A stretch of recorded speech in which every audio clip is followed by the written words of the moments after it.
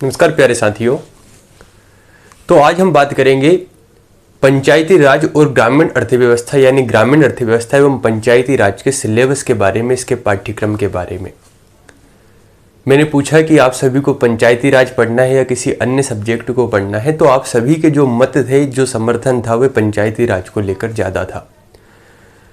कई समस्याएं स्टूडेंट्स को पंचायती राज के संदर्भ में आती है, जबकि पंचायती राज इतना सरल सब्जेक्ट है। मेरे हिसाब से पंचायत, अगर हम बात करें पटवारी का सिलेबस जो है, इस पटवारी के पूरे सिलेबस में जो सबसे सरल टॉपिक मुझे लगता है, वे लगता है ग्रामीण अर्थव्यवस्था एवं पंचायती राज। क्योंकि हम सभी जानते हैं कि भारत ग्रामों में ही बसता है, यानी आज भी भारत की अधिकांश जनसंख्या ग्राम में निवास करती है और ग्राम में निवास करने के कारण ग्राम से संबंधित चीज़ों को हम बहुत अच्छे ढंग से समझ सकते हैं। बेसिकली अगर मैं पंचायती राज के सिलेबस की बात करूं तो मुझे ऐसा नहीं लगता कि ये कुछ अन्य चीज है। आज तक आप जो कुछ भी पढ़ते हुए आए हैं, उन सभी में से कुछ टॉपिक्स मिलाकर यहाँ पर एक सब्जेक्ट बनाया गया, जिसका नाम रखा गया पंचायती राज एवं ग्रामीण अर्थव्यवस्था। जहां पर आप इकोनॉमिक्स और मध्य प्रदेश की अर्थव्यवस्था में पढ़ते हो कुछ टॉपिक जो कि पंचायती राज में डाल दिए गए हैं, कुछ आप भारत की राज्य व्यवस्था यानी संविधान में ऐसे टॉपिक्स पढ़ते हो जो पंचायती राज में डाल दिए गए हैं। कहने का मतलब पंचायती राज का जो सिलेबस है, अगर किसी ने जीएस को बहुत अच्छे ढंग से पढ़ रखा है तो वह ना भी पढ़ेगा तो उसका काम हो जाएगा। इस प्रकार का ये सिलेबस है। बहुत मजा आने वाला है क्योंकि हम बहुत सारे एग्जाम्पल्स से इसको पढ़ेंगे और निश्चित तौर पर ये मानकर चलिए कि जो प्रश्न मैं यहाँ पर करवाते जाऊंगा, साथ में जो चीजें बताते जाऊंगा, आपके क्वेश्चन गलत नहीं होने हैं, क्योंकि इतने बेहतरीन तरीके से हम चीज़ों को समझेंगे, बहुत सरल तरीके से हम बातों को जानेंगे। पंचायती राज की जब सिलेबस की बात आती है तो यहाँ पर दो भागों में इसका सिलेबस है। एक में है ग्रामीण अर्थव्यवस्था, जिसमें लगभग आपको 8 टॉपिक मिलेंगे, और एक भाग है पंचायती राज का। जैसे बेसिकली अगर मैं बात करूं तो पंचायती राज वास्तव में संवैधानिक रूप से पंचायती राज सही नाम नहीं है, बल्कि जो इसका सही नाम है वह होता है स्थानीय स्वशासन। स्वशासन का मतलब स्वयं के द्वारा किया जाने वाला शासन। थोड़ी सी अगर हम इसकी पृष्ठभूमि की बात करें तो हुआ क्या, 1947 में जब भारत आजाद होता है तो आजादी के समय या आजादी के बाद की बात करें तो हमें एक बात समझ में आ गई थी कि अगर अच्छे लोकतंत्र का विकास करना है तो लोकतंत्र के विकास में सबसे ज्यादा जरूरी होता है कि जो शक्ति का बंटवारा है वह बंटवारा हमारा होना चाहिए, ना कि शक्ति एक जगह केंद्रीकृत होना चाहिए। इसीलिए आर्टिकल 40 अनुच्छेद 40 यहां पर इससे संबंधित बात करता है। तो पंचायती राज के बारे में हम बहुत सारी चीज़ों के बारे में जानेंगे, इससे संबंधित कुछ आर्टिकल्स जानेंगे, बहुत सारी चीज़ों के बारे में जानेंगे। सबसे पहले हम थोड़ा सा इसके सिलेबस को समझते हैं। सबसे पहली बात ये और आती है कि सर हम इसमें से पहले ग्रामीण अर्थव्यवस्था वाला पोर्शन पढ़ेंगे या पंचायती राज वाला पढ़ेंगे। तो देखिए, सही बात तो ये होती है कि सिलेबस में अगर पहला टॉपिक कृषि है मध्य प्रदेश में तो वह पढ़ना चाहिए, यानी ग्रामीण अर्थव्यवस्था पढ़ना चाहिए। लेकिन मैं आपको शुरू करूंगा भारत के में पंचायती राज से। इसके पीछे सबसे बड़ा कारण यह है कि थोड़ा सा विद्यार्थियों के मन में पंचायती राज से संबंधित चीजों को लेकर एक डर बैठा हुआ है।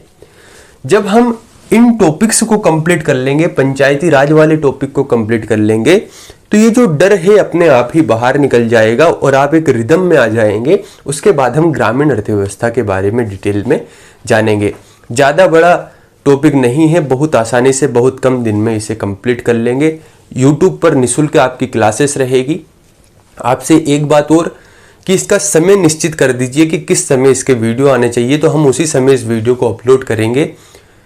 संभावना ये रहेगी कि सप्ताह में 5 वीडियोस आपके आ सके, और कोशिश करूंगा कि 7 वीडियो भी लेकर आ जाऊं। लेकिन कभी कभी अगर नहीं आ सकते तो थोड़ी सी समस्या रहेगी, बाकी 5 वीडियो की मैं कोशिश करूंगा।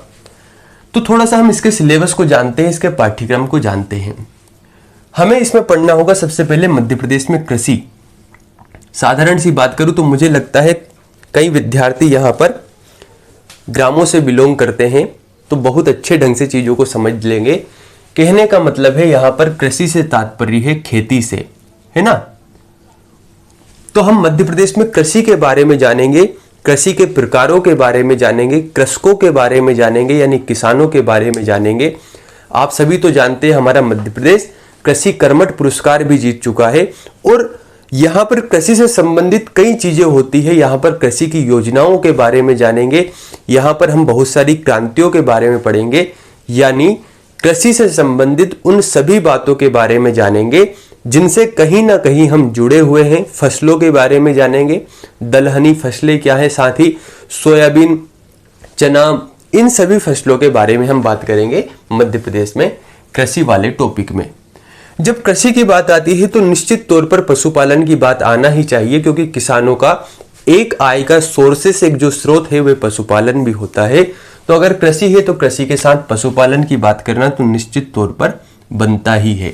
इसीलिए कृषि के साथ ही हमारा जो दूसरा टॉपिक है यहाँ पर है पशुपालन। यहाँ पर हम विभिन्न नस्लों के बारे में जानेंगे, जैसे कि गाय है, भैंस है, बकरी है, इनके बारे में, और जानेंगे मत्स्य पालन। आप आजकल देख रहे होंगे कि धीरे धीरे ग्रामीण क्षेत्रों में भी मत्स्य पालन को लेकर जोर दे रहे हैं, क्योंकि कहीं ना कहीं इकोनॉमिकली जो किसान सही तरीके से आर्थिक रूप से संपन्न नहीं है, उनके पास बहुत कम चॉइस होने के कारण, रास्ते होने के कारण, क्योंकि पर्याप्त मात्रा में अगर कह सकते हैं आर्थिक समृद्धि नहीं है, तो एक मत्स्य पालन भी बहुत अच्छा यहाँ पर हम मान सकते हैं किसानों की आय का स्रोत। तो यहाँ पर पशुपालन है, मत्स्य पालन, ये सभी हम कृषि के अंतर्गत भी जोड़ सकते हैं या एक अलग टॉपिक भी इसे कह सकते हैं। ठीक है दोस्तों, तो पहला टॉपिक रहेगा मध्य प्रदेश में कृषि, कृषि के बाद रहेगा पशुपालन एवं मत्स्य पालन। तीसरा रहेगा भूमि सुधार। 1947 के बाद मध्य प्रदेश में भूमि सुधार को लेकर बहुत सारी चीजें हुई और 1947 से पहले भी हुई, ब्रिटिश काल में भी हुई। तो हम कुछ व्यवस्थाओं के बारे में पढ़ेंगे, जैसे आपने सुना होगा महालवाड़ी व्यवस्था, रैयतवाड़ी व्यवस्था, और भूमि सुधार से संबंधित क्या क्या चीजें हुई उन सभी के बारे में बात करेंगे हम भूमि सुधार के अंतर्गत। अगला है मध्य प्रदेश में मृदा। मृदा का तात्पर्य है मिट्टी से, है ना, यानी मिट्टियों के बारे में जानेंगे। यहां पर हम जैसे कि कृषि में बात करेंगे, मध्य प्रदेश में कृषि जलवायु क्षेत्र, तो कुछ चीजें हम इंटरलिंक करके पढ़ेंगे। जैसे कृषि में आप बहुत सारी चीजों के बारे में पढ़ेंगे, तो कृषि से ही आपका संबंध हो जाएगा मृदा से, कि विंध्य प्रदेश वाला जो क्षेत्र है वहां पर मिट्टी अलग रहेगी, मालवा के पठार में मिट्टी अलग रहेगी, तो निमाड़ अंचल में थोड़ी सी अलग रहेगी। पर्टिकुलर एक एक क्षेत्रों के बारे में हम बात करेंगे, मिट्टियों के बारे में समझेंगे। अब चूंकि मिट्टी के प्रकार को अगर हम समझ सकते हैं तो समझ में एक बात और आती है कि यार यहाँ पर किस तरीके की फसलें रहेंगी। तो हम पढ़ेंगे मध्य प्रदेश में मृदा।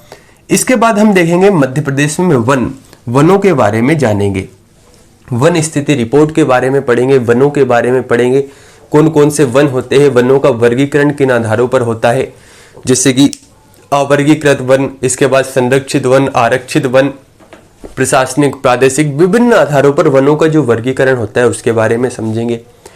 अगला हम देखेंगे मध्य प्रदेश में सिंचाई एवं उसके साधन। देखिए, अगर किसान कृषि करता है तो कृषि के साथ सबसे ज्यादा महत्वपूर्ण चीज हो जाती है सिंचाई की व्यवस्था। मान लेते हैं आपके पास बहुत ज्यादा कृषि है, बहुत ज्यादा जमीन है, लेकिन सिंचाई की पर्याप्त मात्रा नहीं है, तो उस कृषि का आप पूर्ण रूप से लाभ नहीं उठा पाएंगे। तो सिंचाई में हम देखेंगे कि मध्य प्रदेश में सिंचाई किन चीजों से होती है, सिंचाई के साधन क्या क्या है। मध्य प्रदेश में सर्वाधिक सिंचाई किससे होती है, कुओं से होती है या नलकूपों से होती है, तालाबों से होती है या नहरों से होती है, इन सभी चीजों को देखेंगे, बांध को देखेंगे। ये वाला जो टॉपिक रहेगा वो रहेगा हमारा मध्य प्रदेश में सिंचाई के अंतर्गत। बहुत डिटेल में पढ़ेंगे, मैं बेसिक सी चीजें आपको बताता हूं। फिर हम देखेंगे मध्य प्रदेश में ग्रामीण उद्योग। ग्रामीण उद्योग से संबंधित थोड़ा सा प्रश्न इस तरीके से आता है कि मान लीजिए 4 उद्योग दे दिए जाएंगे, उनमें से पूछा जाएगा कि इनमें से कौन सा ग्रामीण उद्योग नहीं है, तो हम ग्रामीण उद्योग के बारे में जानेंगे। एक बड़ा ही फेवरेट टॉपिक है जो पटवारी में पूछा ही जाता है, मध्य प्रदेश की पंचवर्षीय योजना और इसके साथ ही कुछ कल्याणकारी योजना या वर्तमान में कौन सी योजनाएं प्रचलित है उनके बारे में हम बात करेंगे। तो साथियों, ये जो टॉपिक था, ये टॉपिक था ग्रामीण अर्थव्यवस्था से संबंधित। इसे हम कहते हैं ग्रामीण अर्थव्यवस्था। इसे हम इतने अच्छे ढंग से पढ़ेंगे कि यहां से प्रश्न गलत नहीं होगा। थोड़ा सा टॉपिक सरल है, लेकिन यहां से प्रश्न पूछने की जो प्रकृति है वह थोड़ी सी बदल जाती है, परिणाम स्वरूप हम आंसर सही नहीं कर पाते। मैं एक कोशिश और करने की सोच रहा हूं कि जैसे ही आपका टॉपिक कंप्लीट होगा, इसके बाद हम इसके एमसीक्यू या ऑब्जेक्टिव सोल्व करेंगे। तो चिंता नहीं करना है, पूरा टॉपिक अगर मैं करवा रहा हूं तो पूरा ही कंप्लीट कराऊंगा। एक बात अब आप समझिए, अभी हम पंचायती राज के टॉपिक को बाद में देखते हैं। एक बात समझिए कि जितने भी टॉपिक मैंने बात की आपने कहीं ना कहीं सुना है, इनके बारे में पढ़ा है। अगर आप एमपीपीएससी का एग्जाम दे चुके हैं तो निश्चित तौर पर आपने इन 8 टॉपिक में से 7 टॉपिक तो पढ़े ही होंगे, यानी कुछ ना कुछ तो आप इसके बारे में जानते ही है। तो आपको चिंता करने की जरूरत है नहीं। इसका मतलब यह है कि एमपीजीके में जो टॉपिक हमने पढ़े वही टॉपिक हम पढ़ रहे हैं ग्रामीण अर्थव्यवस्था में। तो इसका मतलब है कि अगर हम ग्रामीण अर्थव्यवस्था को पढ़ रहे हैं तो बेहतर है कि इसके साथ ही एमपीजीके को भी कवर कर ले, ताकि जीएस वाले पोर्शन में 20 प्रश्न पूछे जाते हैं, जिसमें से 10 प्रश्न केवल, लगभग 8 प्रश्न 10 प्रश्न, और अगर मैं करंट अफेयर्स को जोड़ दूं तो 10 प्रश्न तो मानकर चलिए एमपीजीके से आ जाते हैं। तो आधा भाग यहां पर ग्रामीण अर्थव्यवस्था का है, तो 10 अंक इससे मान सकते हैं और 10 अंक हम एमपीजीके से मान सकते हैं और 10 पंचायती राज से मान सकते हैं। यानी लगभग आपके 30 प्रश्न, 40 अंकों में से 30 प्रश्न में आपको कंप्लीट करा दूंगा बहुत अच्छे ढंग से। इसके बाद हम बात करते हैं भारत में पंचायती राज के बारे में, पंचायती राज व्यवस्था के बारे में। देखिए, जब पंचायती राज व्यवस्था की बात की जाती है तो 2 तरीके की व्यवस्था हम देखते हैं। एक रहती है विकेंद्रीकृत और एक रहती है केंद्रीकृत। केंद्रीकृत का मतलब होता है जितनी भी शक्ति है उन शक्तियों का एकीकरण हो जाना, केंद्र में आ जाना, एक व्यक्ति के हाथ में आ जाना। साधारण से तरीके से अगर मैं समझाऊं, आपके घर में मान लेते हैं आपके पिता किसी की नहीं सुनते, आप जो भी बात कहते हैं वे नहीं मानते, वे केवल जो बात कहते हैं उन बातों को सभी को मानना पड़ता है। इसे कहते हैं केंद्रीकृत व्यवस्था। दूसरा है विकेंद्रीकृत। उन्होंने थोड़ा थोड़ा बांट दिया कि देखिए ये काम आपको करना है और इसके बारे में निर्णय आपको लेना है, ये दूसरा काम दूसरे को करना है, उसके बारे में निर्णय आपको लेना है। यानी जब प्रशासन में, शासन में शक्तियों का बंटवारा हो जाता है और उनके निर्णय जहां जहां जो शक्ति बटी है वही लेते हैं, तो उसे कहते हैं विकेंद्रीकृत व्यवस्था। अच्छे लोकतंत्र के विकास में विकेंद्रीकरण की व्यवस्था को अपनाना बड़ा ही जरूरी होता है। अगर मैं प्राचीन इतिहास की बात करूं तो जहां पर राजा निरंकुश हो जाता था, क्यों? क्योंकि राजा ही सर्वोसर्वा होता था, राजा ही सर्वोपरि होता था। हमेशा राजा अपनी ही बात को मानने को तैयार होता था, अपनी ही बातें कहता था और सभी को मानना होती थी। यह होती थी केंद्रीकृत व्यवस्था। इसीलिए निरंकुश शासन हो जाता था। क्यों? क्योंकि सत्ता एक व्यक्ति के हाथ में थी, वह जो चाहता था वह हो सकता था। लेकिन अगर हम शक्ति का थोड़ा सा बंटवारा कर देते कि मान लेते कि राजा कुछ लोगों के परामर्श से ही काम करता, तो फिर यहां पर निरंकुश शासन नहीं हो पाता। इसीलिए पंचायती राज व्यवस्था संविधान में जोड़ा गया, ताकि लोकतंत्र को अच्छा बनाया जा सके, स्वस्थ बनाया जा सके और कुछ बेहतर किया जा सके। इसके पीछे और भी बहुत सारे कारण हैं। एक वीडियो में केवल पंचायती राज को समझाने के लिए ही बनाऊंगा कि आखिर पंचायती राज की व्यवस्था की क्यों गई, क्या इसके फायदे हैं। उसके बाद हम टॉपिक को शुरू करेंगे। तो हम बात करते हैं भारत में पंचायती राज के बारे में। पंचायती राज से संबंधित ये हमारे 6 से 7 टॉपिक है।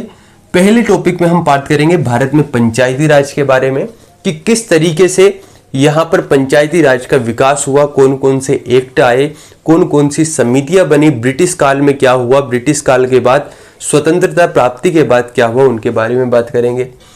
उसके बाद बात करेंगे भारत में पंचायती राज का संवैधानिक विकास। 2 चीजें होती है। एक, मान लीजिए आपने कह दिया कि साहब ऐसा होना चाहिए, ऐसा करना चाहिए, वे काम आपने करना प्रारंभ कर दिया, और वही काम जब आप नियम के थ्रू करते हैं तो उसे कहते देते हम संवैधानिक रूप से। तो वही चीज हम संवैधानिक रूप से देखेंगे। इसके बाद हम देखेंगे नगरीय स्वशासन या नगरीय स्थानीय शासन के बारे में बात करेंगे कि यहाँ पर नगर पालिकाओं का गठन कैसे किया गया, इसके क्या कार्य होते हैं, इसकी संरचना क्या है, इन चीजों के बारे में जानेंगे।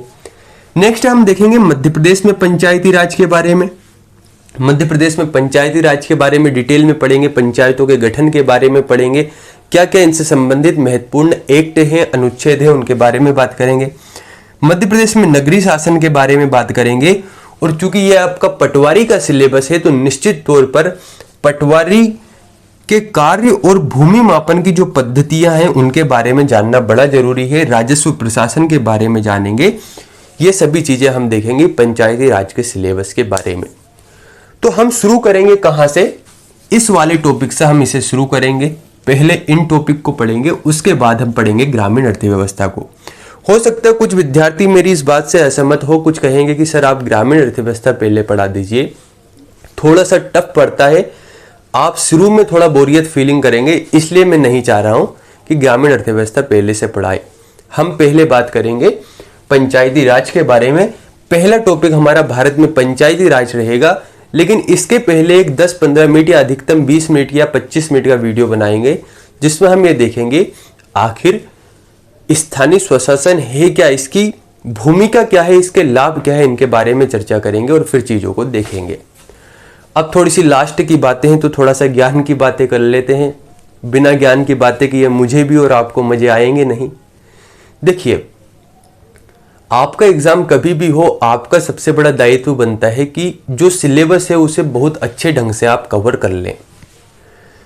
और सिलेबस को कवर करने का मतलब होता है कि केवल एक बार पढ़ना नहीं, बल्कि इसे बहुत अच्छे ढंग से कवर करना है, इसका बार बार रिवीजन करना। अगर मैं इसे पढ़ा देता हूं, आपको सभी चीजें समझ में आ जाती है और आप उसे रिवाइज नहीं करते हैं, तो आप में और उसमें कोई अंतर नहीं है जो पढ़ता नहीं है। कहने का मतलब दोनों का स्तर एक जैसा ही रहेगा। थोड़ा सा मेहनत करना होगी। अगर कुछ बेहतर करना है, जीवन में सरकारी नौकरी लेना है, तो आपको मेहनत तो करनी होगी। तो पर्याप्त चीजें मैं पढ़ाऊंगा, आपका काम पूरा होगा। आपको नोट्स बनाते चलना है, ज्यादा मटेरियल के पीछे नहीं भागना है, बार बार रिवाइज करना है। अब हमारी क्लासेस रेगुलर रहेगी और कुछ भी आपको डाउट है तो कमेंट करके बता दीजिए, मैं आपका समाधान करने की कोशिश करूंगा। धन्यवाद।